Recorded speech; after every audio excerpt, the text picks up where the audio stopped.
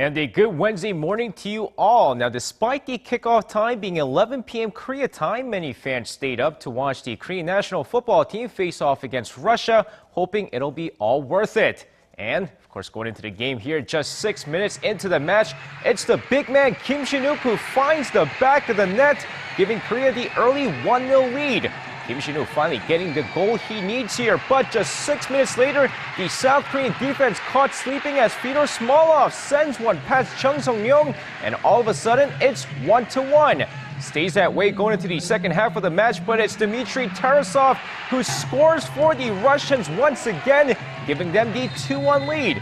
And despite the Taeguk Warriors trying to find the equalizer, that's how things end as Russia takes this match 2-1, your final score.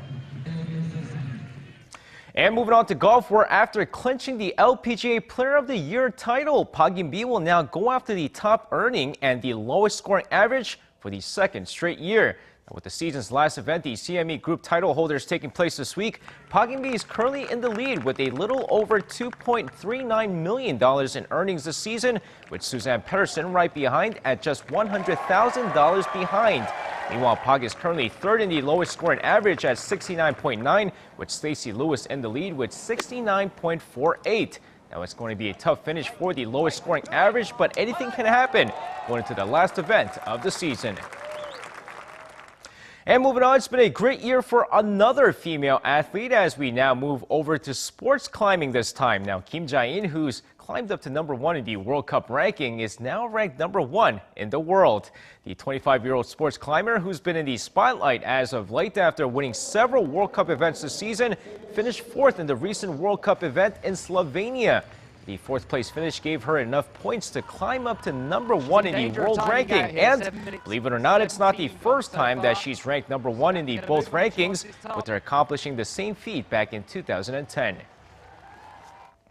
And now moving on to some Tuesday night KBL action as we have one game that took place last night. Wonju Dongbu Promi looking to end their 10-game losing streak as they went up against the Incheon Itilan Elephants. Let's take a look at the highlights. Of course, going into the game here, first quarter of the game, 5 different Dongbu players scoring in the first quarter as they take a slim 22-21 lead. With the second quarter of the game, Ricardo Powell leading the way for Incheon as they tie this game 41-41 going into halftime. Third quarter, still a close game, but Incheon managed to rally back to take a slim 2-point lead going into fourth quarter, before running away with it in the fourth quarter, with Ricardo Powell finishing off with 27 points and 7 rebounds as Incheon takes this game 84-71, with Dongbu now on an 11-game losing streak.